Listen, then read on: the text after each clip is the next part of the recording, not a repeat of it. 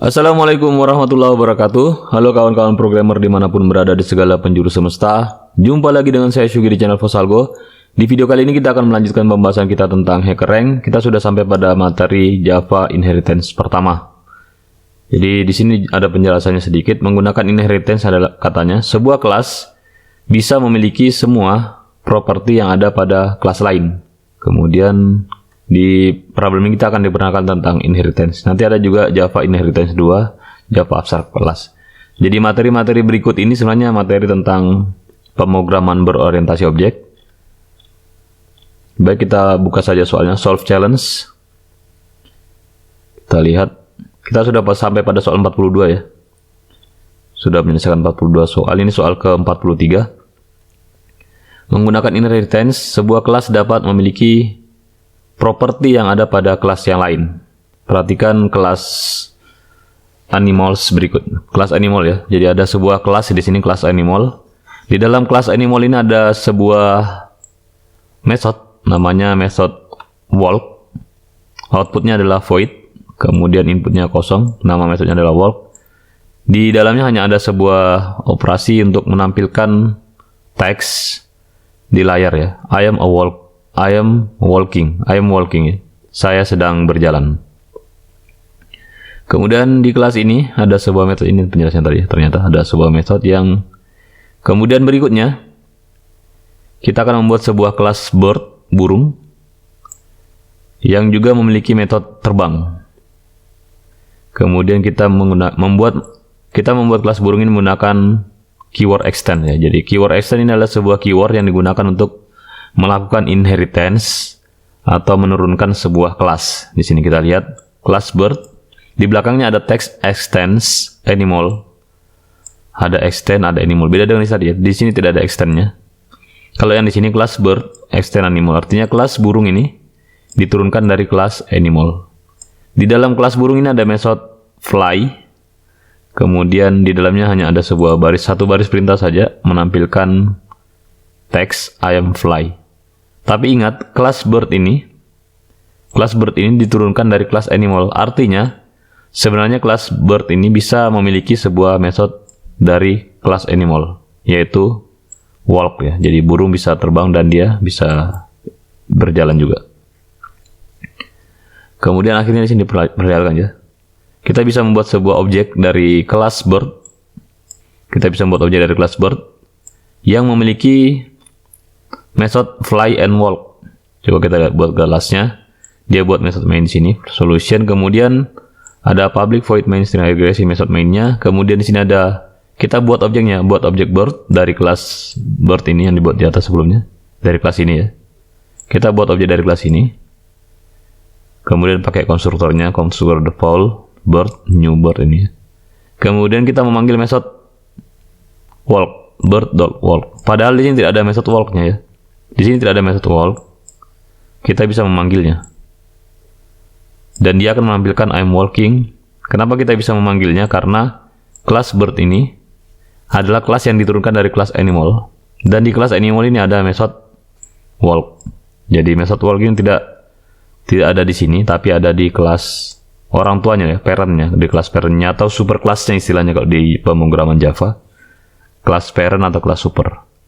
Jadi di kelas parentnya ini ada method walk, sehingga dia juga bisa memanggil bird.walk. Kita bisa memanggil method walk ini dari objek yang diinstan dari kelas bird.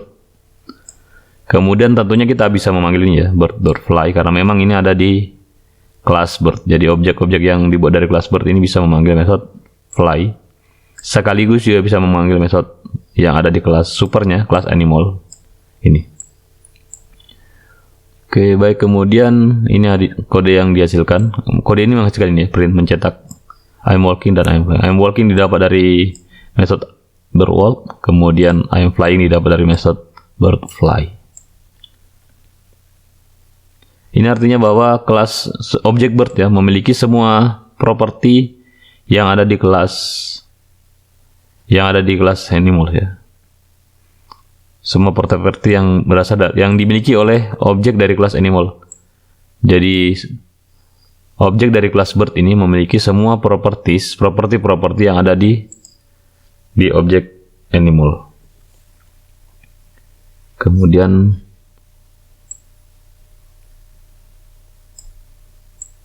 ya, berikutnya disediakan kodenya. Kita sudah disediakan kode di sini. Kalau kita lihat dari sini, dia ada method bird.fly, bird.sing. Kita diminta untuk menambahkan sebuah method lagi, bird.sing. Ini bisa kita tambahkan. Jadi method sing ini bisa kita tambahkan di dalam animal. Bisa juga kita tambahkan. Bisa kita tambahkan di sini ya, animal. Tapi ini tidak boleh diedit. Berarti kita diminta untuk menambahkan di dalam sini. Kita membuat metode sing ya, metode sing. Oke. Sini the code is provide you to editor. You must add, kamu harus menambahkan sebuah metode sing to the bird class, then modify the main method. Kemudian modify the main method according to so that the new line. Kita diminta untuk menambahkan satu metode lagi sebenarnya, karena ini sudah dimodifikasi. Jadi dia nanti menghasilkan seperti ini, I am singing. Oke, baik. Kita bisa buat dengan cara menuliskan kodenya langsung di sini. Void nama metodenya adalah ini ya, sing, S-I-N-G, sing, buka kurung balas kurung, buka kurung kurawal, enter. Kita bisa copy ini. Kita copy semuanya saja, kemudian kita letakkan di sini. Kemudian teks yang dicetak adalah I am singing. Kita copy yang ini, I am singing, letakkan di dalam sini. Coba kita run code. Oke, sudah diterima ya. Jadi cukup sederhana. Di sini hanya menjelaskan bahwa sebuah metode yang diturunkan dari sebuah kelas, dia bisa memiliki semua metode yang ada di kelas supernya, di kelas orang tuanya atau di kelas parentnya ya. Jadi di sini terlihat bahwa kelas bird ini tidak memiliki metode walk, tapi pada saat kita panggil objeknya ternyata dia bisa memanggil metode walk.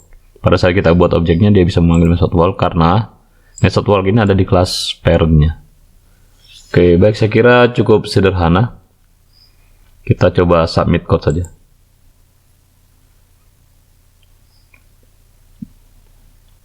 Oke, sudah berhasil. Saya perlihatkan kodenya dari atas ke bawah pelan-pelan.